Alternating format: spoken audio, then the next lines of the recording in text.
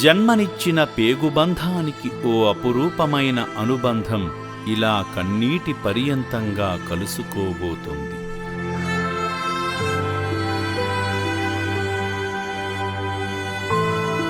ఆనంద భాష్పాలతో కొడుకు తన తండ్రిని ఆలింగనం చేసుకున్న దృశ్యం ఓ అద్భుతం.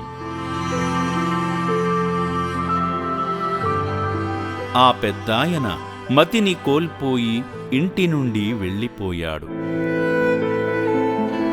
చౌటుప్పల్ పోలీసు వారి సహాయంతో ఆశ్రమంలో చేరాడు.